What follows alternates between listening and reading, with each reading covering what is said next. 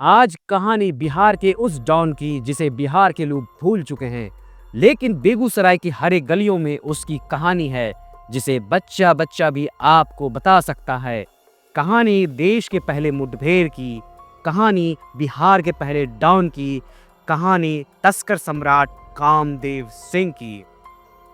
कहानी उस कामदेव सिंह की जिसे भारत की सीमा से सटे देश नेपाल नरेश भी जानते थे और भारत के प्रधानमंत्री इंदिरा गांधी भी जानती थी। आज उसी कामदेव सिंह की पूरी कहानी लेकर आया हूं। आप बने रहे इस वीडियो के अंत तक। वर्ष 1930 ईस्वी में बेगूसराय के मटिहानी विधानसभा में एक छोटा सा कस्बा, उसका नाम है नया गांव, जहां कामदेव सिंह का जन्म हुआ था। कहा जाता है कि जब वह बड़ा हुआ तो अपनी रोजी रोटी चलाने के लिए सबसे पहले वह बैलगाड़ी का गाड़ीवान बना। वहीं बैलगाड़ी चलाते चलाते उसकी मुलाकात एक दिन गंगा दियारा के डाकुओं से हुई। कामदेव सिंह उस गिरोह में शामिल हो गया। मालूम हो कि उस वक्त डकैती बैलगाड़ी से ही होती थी। उस समय बैलगाड़ी ही एकमात्र साधन होता था। डाकुओं के साथ रहते रहते कामदेव सिंह की लत खराब हो गई। डकैतों के साथ मिलकर कुछ रुपये कमाए और फिर रास्ता बदल गया। उसकी मुफलसी और मजबूरी से उन्हें रुपये कमाने का जुनून सा सवार हो गया। रुपये कमाने के लिए वो नया नया तरीका सोचने लगा। इस बीच उसने डकैतों का साथ छोड़ दिया और वह स्मगलर बन गया। स्मगलर भी ऐसा वैसा नहीं, जिसकी गूंज बेगूसराय से निकलकर नेपाल नरेश की हवेली तक पहुंच गई। पहले वह गांजा की तस्करी करता था, बाद में स्टील की तस्करी करने लगा, इसके बाद अन्य प्रतिबंधित वस्तुओं की तस्करी करने लगा। एक अखबार ने उस समय के आर्टिकल में लिखा था कि तत्कालीन पूर्णिया में जोगबनी के पास एक गिरोह से यूरेनियम की बरामदगी हुई है और यह यूरेनियम भारत के परमाणु संयंत्र से चोरी की गई है। इस यूरेनियम को नेपाल से लाया जा रहा था। जो गिरोह के लोग पकड़े गए उनके ताल्लुकात कामदेव सिंह के गिरोह से थे। कामदेव सिंह की हैसियत बढ़ चुकी थी। सिर्फ बेगूसराय में ही नहीं बल्कि बिहार के हर एक जिले में उसकी पकड़ हो चुकी थी। उन जिलों में विशेषकर जहां नेपाल की सीमा है उसका जलवा बोल रहा था। उसकी समानांतर सरकार भी चलने लगी थी। जलवा ऐसा कि अपनी पैठ प्रशासन और पुलिस में सरकार से कहीं ज्यादा थी। बॉर्डर के इस पार भी, बॉर्डर के उस पार भी। कहा जाता है कि सरकार के मुलाजिम को समय पर तनख्वाह मिले या ना मिले, परंतु कामदेव सिंह का लिफाफा पहली तारीख को पहुंच जाता था। यह लिफाफा सरकारी वेतन से कहीं ज्यादा होता। इन्हीं कारणों की वजह से तभी सैकड़ों अधिकारी उनके लिए पेरोल पे काम करते थे। कामदेव सिंह को लेकर अब तक बिहार में भी हाहाकार मचने लगा था। 1970 के प्रारंभ से यह हाहाकार ऐसा था कि सरकार निशाने पर आ जाती थी, लेकिन सरकार कुछ नहीं कर पाती क्योंकि सरकार के बाबू और राजनेता मिले हुए थे। इधर कामदेव सिंह अपनी छवि बदल रहा था। वह बेगूसराय में रॉबिन हुड बन गया था। इसी क्रम में उसे कम्युनिस्टों से अदावत हो गई। बताते चले उस दौर में सीपीआई बेगूसराय में काफी मजबूत थी।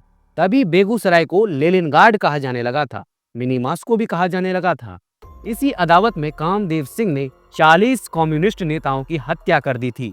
जिसने भी उसके खिलाफ आवाज खड़ी की वह मौत की नींद सो गया। बिहार विधानसभा में हंगामा होता तो बिहार पुलिस के लोग कहते कि वे कोशिश करते हैं तो सरकार के दूसरे विभाग के मुलाजिम कामदेव सिंह की मदद करते हैं। इस पर बिहार विधानसभा ने भी डिटेल रिपोर्ट जारी किया। जब बिहार के मुख्यमंत्री अब्दुल गफूर थे, 1973-74 में बिहार विधानसभा का सत्र चल रहा था।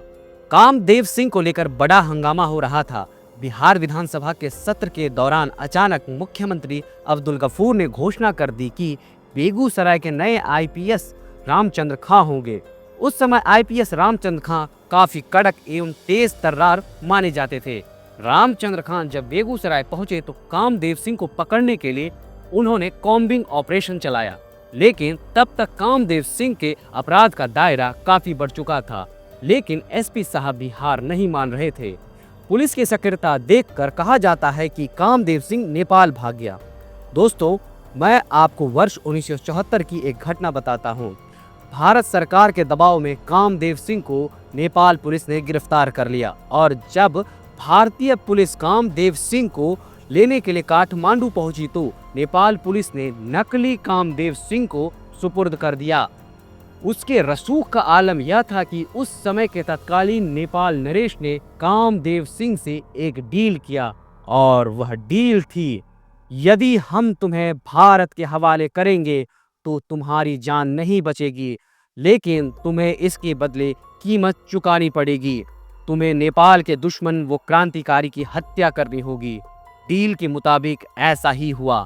कामदेव सिंह ने बिल्कुल ऐसा ही किया।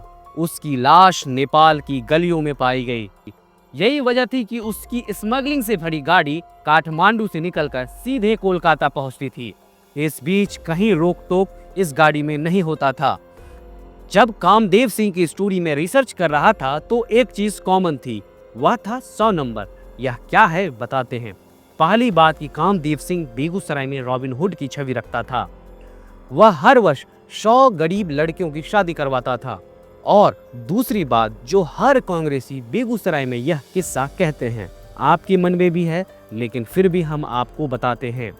ऐसा कहा जाता है कि कामदेव सिंह की राजनीतिक पैठ ऐसी थी कि इंदिरा गांधी भी उसे जानती थी, परंतु इसका प्रमाण किसी के पास नहीं है। एक बार की बात है, जब इंदिरा गांधी बेगूसराय आई थी तो कांग्रेसियों के कहने पर इंदिरा गांधी के स्वागत के लिए 100 एम्बेसडर कार भेजी गई। सभी कार बिल्कुल नई थी। सभी के नंबर प्लेट 1 से 100 तक थे। इधर एसपी रामचंद्र खा खाली हाथ लौट चुके थे। इधर कामदेव सिंह रॉबिन हुड हो चुका था। वह जिसे चाहता विधायक बना देता था। इसी क्रम को देखते हुए वरिष्ठ पत्रकार फजल अहमद ने लिखा था कि कामदेव सिंह के आशीर्वाद से एक चूहा भी विधायक बन सकता है, लेकिन जो उसे चुनौती देगा उसकी जिंदगी गिने चुने दिनों तक बचती है। यही वजह रही कि 1957 के लोकसभा चुनाव में कामदेव सिंह ने बूथ लूटने का काम किया था। यूं कहे तो बिहार के राजनीति में बाहुबल के प्रयोग की शुरुआत कामदेव सिंह ने ही किया था। बिहार की राजनीति में कई बाहुबली आए, लेकिन जो हैसियत कामदेव सिंह की थी वो किसी की नहीं। कामदेव सिंह के चर्चे अंडरवर्ल्ड में होने लगे थे। उनका साम्राज्य बिहार, नेपाल, उत्तर प्रदेश, बंगाल, राजस्थान से लेकर महाराष्ट्र तक फैल गया था। उनके आपराधिक साम्राज्य के खिलाफ खड़े हुए एक कलेक्टर जिनका नाम था SN दास गुप्ता थे, जो जयपुर में बैठते थे। इनके जिम्मे यूपी बिहार के सीमावर्ती क्षेत्र हुआ करता था। अधिकारी का रोड़ा बनने का परिणाम यह हुआ कि जयपुर में 1977 के नवंबर में उनकी हत्या हो गई थी। इस हत्या में कामदेव सिंह के हाथ होने की चर्चा काफी जोरों पर हुई थी। इस तरह कामदेव सिंह का रसूख पूरे देश में फैल गया। कामदेव सिंह को माया नगरी मुंबई की चकाचौंध बहुत भाती थी और मुंबई के अंडरवर्ल्ड में उसकी धाक काफी जबरदस्त थी। कहते हैं कि उस कालखंड में हीरो हीरोइन कामदेव सिंह के दरबार में नतमस्तक रहा करते थे। एक वरिष्ठ पत्रकार उस समय बॉलीवुड जगत की पत्रकारिता करते थे। एक बार वो कामदेव सिंह का इंटरव्यू करने बेगूसराय आए थे। इस बीच उनकी गाड़ी का वक्त हो चला था। उन्होंने कहा, यानी कामदेव सिंह ने कहा, घबराइए मत, जब तक मैं नहीं चाहूंगा ट्रेन नहीं खुलेगी। सचमुच ऐसा ही हुआ। 2 घंटे तक ट्रेन बरौनी स्टेशन पर रुकी रही। यह था रसूख कामदेव सिंह का। अब कहानी के अंतिम पड़ाव की ओर चलते हैं। आखिर कामदेव सिंह का इनकाउंटर कैसे हुआ? 1980 में इंदिरा गांधी की सरकार आ गई। बिहार में राम सुंदर दास की सरकार बहुमत में होने के बावजूद अपदस्थ कर दी गई थी। तब बिहार में राष्ट्रपति शासन था। ज्ञानी जेल सिंह देश के गृह मंत्री थे, जो कामदेव सिंह से काफी खफा थे। वे बिहार के दौरे पर आए और बिहार के राज्यपाल से बात कर यह कह दिया कि कामदेव सिंह मुझे जिंदा या मुर्दा चाहिए। इसके लिए 10,000 की राशि भी घोषित की गई। इस बीच बिहार में जगन्नाथ मिश्रा की सरकार बन चुकी थी। कई लोग यह मानते थे कि जगन्नाथ मिश्रा का भी दाहिना हाथ कामदेव सिंह है। हालांकि इसका भी कोई प्रमाण नहीं है, लेकिन राजनीति तो राजनीति है। SP रणधीर वर्मा के नेतृत्व में एक टीम बेगूसराय भेजा गया। हालांकि कामदेव सिंह बिहार पुलिस के बस की बात नहीं थी। उस वक्त CRPF की विशेष टुकड़ी बेगूसराय पहुंची। 18 अप्रैल 1980 की सुबह पटना के हेडक्वार्टर पे एक वायरलेस संदेश आता है कि कामदेव सिंह बिहार के बेगूसराय में है। कामदेव सिंह अपने ही गांव में था। वह ठेका लिए हुए था और वह उस ठेके को देखने गया था। सीआरपीएफ ने उसे 3 रास्तों से घेर लिया और जो चौथा रास्ता था वह गंगा नदी की ओर जाता था। सीआरपीएफ ने गोली बरसानी शुरू कर दी। इस बीच कामदेव सिंह जान बचाने के लिए नदी में कूद गया। इसी क्रम में पुलिस ने उसके पीठ में गोली मार दी। कामदेव सिंह की गंगा नदी में ही मौत हो गई, लेकिन लाश को नदी से बरामद करने में 4 घंटे लग गए। लाश मिलने के बाद भी पुलिस और सीआरपीएफ के जवानों को विश्वास नहीं हो रहा था कि वास्तव में यह कामदेव सिंह ही है। जब कामदेव सिंह की वृद्ध माता और पत्नी को बुलाया गया, तब जाकर पहचान हुई कि मारा गया शख्स बिहार का सबसे दुर्दांत अपराधी कामदेव सिंह था। कहा जाता है कि कामदेव सिंह के शव यात्रा में जितने लोग थे वह किसी बड़े राजनेता को भी नसीब नहीं होता है। दर्शकों, आपके मन में सवाल होगा कि दुनिया कहती है कि भारत में पहला पुलिस मुठभेड़ मुंबई के वडाला कॉलेज में हुई थी। तारीख थी 11 जून 1982। इस मुठभेड़ में मारा गया आदमी कोई और नहीं बल्कि मनिया सुरभि था।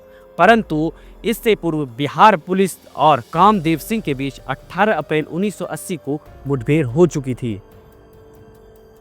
दोस्तों, कामदेव सिंह की कहानी में आपको यह पता चल गया होगा कि अंडरवर्ल्ड की जड़ें कितनी भी मजबूत हो, लेकिन कानून के हाथ उससे लंबे होते हैं।